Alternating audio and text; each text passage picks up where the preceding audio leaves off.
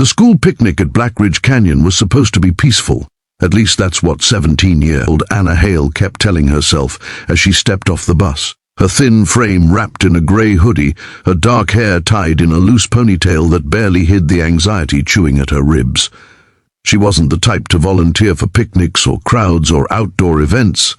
In fact, the only reason she even came was because her homeroom teacher insisted it would be good for her. Whatever that meant. Anna had learned early in life that when people said things would be good for her, it usually meant she'd end up crying in a bathroom stall or walking home alone. But today she decided to give it a chance, even though her hands trembled at the thought of facing the same group that had made her life at Ridgepoint High a quiet battlefield. The canyon was breathtaking. Tall stone cliffs, trees swaying like calm giants, the wind whispering against the rocky ridges. But even nature couldn't mask the dark smirks of Damien Roy and his pack of bullies, who spotted her the moment she stepped down. Damien, tall with bleached blonde hair and that cold smirk that always carried trouble, elbowed his friend Carter and whispered something that made the whole group laugh. Anna swallowed, hugged her notebook tighter to her chest, and walked toward the picnic tables, pretending not to hear anything. It didn't matter. She knew exactly what they were planning. They always planned something. The teachers told everyone to stay within the safe zones, but the bullies never cared about rules.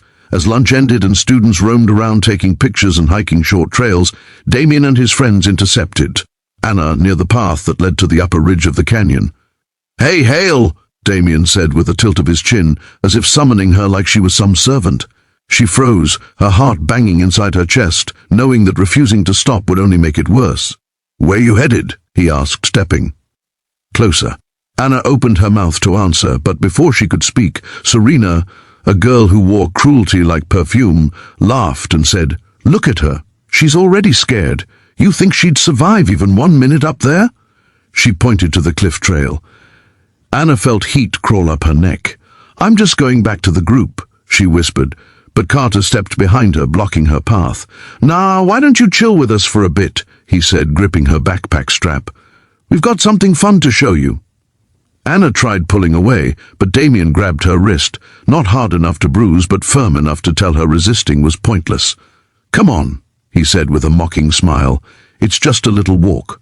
And that was the thing about bullies. They always made their darkest ideas sound casual. They dragged her toward the narrow path leading to the ridge, a dangerously steep spot students were explicitly told to avoid. Anna's breaths grew shorter. She'd always been terrified of heights.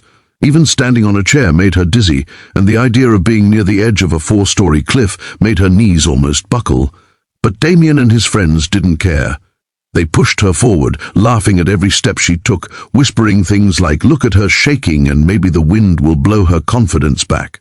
When they reached the top, the world looked terrifyingly enormous. The canyon stretched far below, jagged rocks waiting like open jaws. Anna backed away, but Serena shoved her shoulder. "Don't fall," she said sweetly, her words sharpened with venom. Damien walked behind Anna and leaned close enough that she could feel his warm breath chilling her spine. "You know," he whispered, "people like you shouldn't hide behind teachers or rules. You should learn how to stand up for yourself." Anna said nothing. Her throat was too tight to speak. "But since you won't," he continued, "maybe the canyon can teach you." And with one sudden brutal shove, before Anna could scream, before she could grab anything, before her mind could process anything, her feet slipped, the ground vanished, and she was falling. Her scream tore through the canyon as gravity ripped her downward. The cliffside rushed past her, rocks scraping her arms, air punching her lungs. She reached out desperately, fingers grasping at empty wind, but the drop was too steep. She felt weightless and doomed at the same time. The bullies above gasped, not out of guilt but shock. They hadn't meant to actually throw her off, they just wanted to scare her. But reality didn't care about their regrets. Anna was falling. The world blurred, and for a horrifying moment she accepted death. But fate is strange. Instead of hitting the rocks below, her fall ended with a bone-jarring crash into an outcrop halfway down, the impact knocking the air from her lungs. Pain exploded through her side, but she was alive. Barely clinging to consciousness, she rolled onto her stomach and saw something impossible. A man in a navy blue tactical shirt, rugged face and sharp jawline was climbing toward her, without ropes, without harness, without anything but raw strength and terrifying focus. His movements were controlled and precise, like he'd done this 1,000 times. He reached her within seconds and crouched. "Stay still," he said in a low, steady voice. Anna blinked in disbelief. Who are you?" she whispered, choking on her breath. The man glanced up the cliff, eyes narrowing as he spotted the silhouettes of Damien's group leaning over the edge. "We'll talk later," he said. "Right now, I need you to breathe and listen carefully."